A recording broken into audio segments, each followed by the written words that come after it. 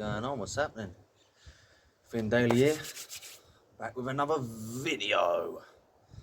So today I want to pass on all of my knowledge in regards to getting cut, getting lean, getting chiseled. All right.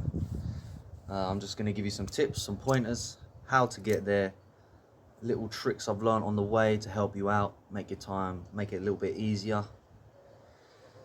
So yeah, let's just jump straight into it. So first things first, the first rule of getting lean and cutting is to not do it too early, okay? So if you only just started training, only just started getting in the gym, trying to put some muscle on, you have no business worrying about getting lean and calorie deficits and all of that sort of thing, yeah? And the reason is, if you don't have any muscle, you're just gonna go from maybe a flabby frame with no muscle to a skinny frame with no muscle. You might have ab cuts, but whatever. Once you put a t-shirt on, you're gonna be swimming in that shirt, you know. Also, it's gonna make cutting much harder, because if you only weigh 150 pounds prior to putting any muscle on, your basal calories are going to be so low that once you subtract calories, i.e. eat in a deficit, your total calories for the day that you can eat in order to lose weight are going to be so low, you're going to barely be able to eat anything. Whereas if you put some muscle on, if you increase your body's demand for energy, then you're going to be able to eat much more. So don't even think about cutting until 2 years in. First training, just eat when you're hungry, listen to your body, eat the right kind of foods, and lift, and just put muscle on, all right? Second thing, you need to calculate calories, all right? So once you've done that, you've been lifting for 2 years, now you want to get lean, okay? Calculating calories, pretty easy. Body weight, right, in pounds, times that by 15, and that's your maintenance calories, right? Not including any movement, walking around, blah blah blah, calories you burn doing exercise. The calories you burn if you were to just sit down all day, that's how you get your number. So body weight times by 15, body weight in pounds times by 15, that's your maintenance calories.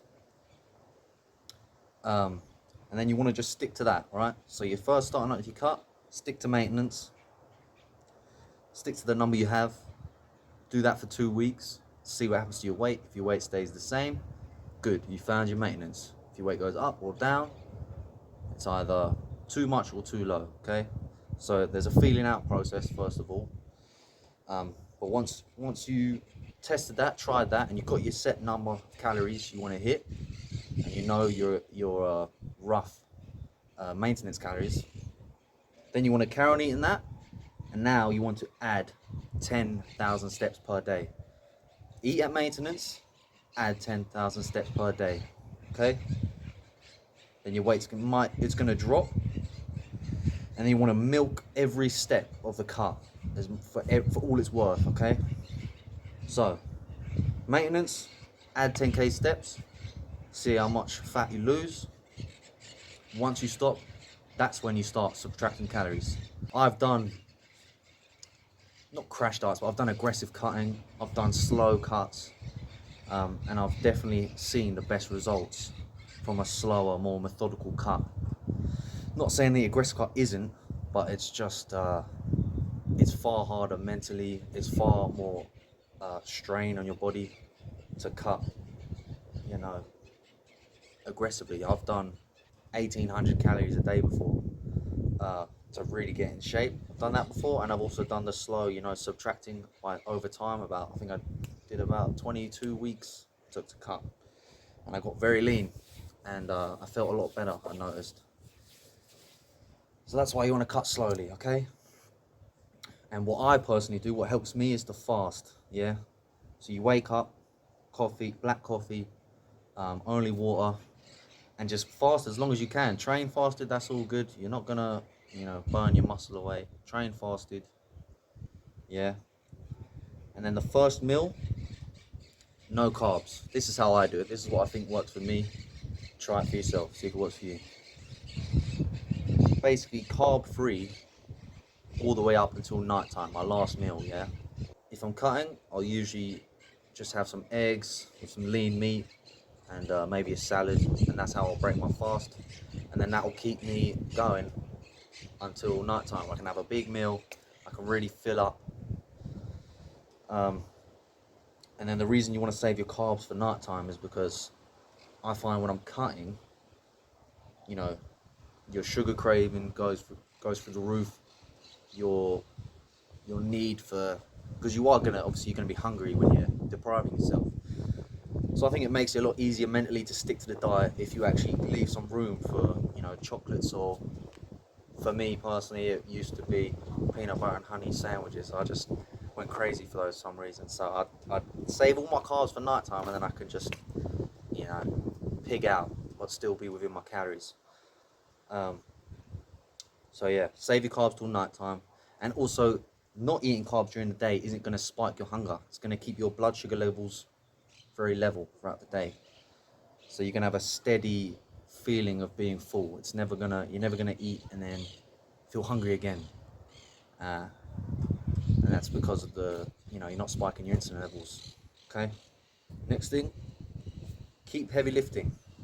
Keep, you know, keep training the same way, roughly the same way you were when you were bulking. Okay. You want to try and maintain, if not build strength, but at least maintain as much strength as you can, because that's how you're gonna uh, basically tell your body to hold on to as much muscle as possible.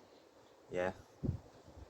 The only thing that will change is you'll have to probably drop the volume eventually as you get deeper and deeper into a cut, because you're not eating as much, you're not gonna have as much energy to do as much work in the gym. But only do that when your body really forces you. Okay. So keep lifting heavy, maintain your strength as much as you can, and yeah, don't do the whole, oh, now I'm cutting, I've got to do high volume, 10 by 10, German volume training. No, first of all, that's basically cardio. And second of all, if you completely change the way you train when you're bulking, then you can't, it's harder to keep track of progress and how much strength you're maintaining or losing or gaining if you're changing your routine up so much. Also, take your time with the cut. As I mentioned earlier, I've done aggressive cuts before, and I've done slower cuts. And from what I've learned, the slower cut, the slow approach, the patient approach is a far better way of reaching a lean physique and also maintaining it, by actually giving your body time to adapt to your new lifestyle. Because getting lean is a lifestyle, really. You have to change everything: the way you eat, the way you look at food, the way you drink. You know, quick one: don't drink your calories. That's silly. Yeah, it's not going to fill you up. And the last 2 points I would say are, allow yourself to make mistakes. Okay. You know, if you're training hard and you're eating properly, you're being disciplined all year, and then you get to the cut. When you start cutting, your body, you're literally completely going against what your body wants and needs. You're depriving yourself of energy, and the need to eat, the need to survive, the need to not starve is the strongest. If anyone's watching this and they've done cuts before, they've gotten really lean, you know how hard it is sometimes to fight off that hunger, because your body thinks you're dying, but it thinks you're starving. So you need to allow yourself to be imperfect sometimes. So stay disciplined if you can, but if there's a day where maybe you go over a bit, it's not the end of the world. You're not a bad person. Get back on the horse the next day, carry on as normal, Because if you beat yourself up about it, you're just gonna get yourself to this cycle of trying to lose weight, and then you binge eat, and you feel really bad about it, and you just stay in this cycle, just restricting calories, binge eating, feeling crap about it, and that's not going to get you anywhere. You know, no one ever got fat in one day, okay? Putting on a lot of weight happens over a consistent long period of time of consistently eating too much. So if you have 5 weeks of dieting and one day you mess up and eat a bunch of, you know, stuff you shouldn't be eating, it's not going to make a huge difference, all right? So you mess up, you diet, don't beat yourself up about it, just get back on the horse, you know? Last thing, have a maintenance day, have strategic maintenance days, yeah? When you're on your cut, you know, as you get leaner and leaner and leaner, your body's going to be burning less calories. It's now adapting to you not getting in as much food. So as a response to trying to fight off any more fat loss, your body's going to slow down the rate at which you burn calories. It's going to cause you to move less. It's going to cause you to be basically more reserved so that you don't excessively burn calories. So having a strategic maintenance day, you know, once a week, is basically going to bring all your hormones back to scratch. Your leptin, it's going to regulate your leptin levels. It's going to give you more energy for the next week. It's going to give you a little break mentally as well. And but it's not a must do. You know, if you feel good and you're cutting and you're in a deficit and you feel like you don't need a maintenance day, then don't have it. But if you feel like I'm getting really hungry, I really need more food, then say Friday, Saturday night, maybe you want to go, you want some room to enjoy yourself a bit more, then you know, just eat a maintenance. You know, like I said, it's not all about go, slow and steady. You know, but all in all, the main thing is just listen to your body. Don't fight your body. If your body's really hungry and really starving, just eat at maintenance. Yeah, stay in maintenance for a few weeks, for a month or whatever. Just so you get used to that new body fat. Let your body reach a new set level that maybe it's not used to.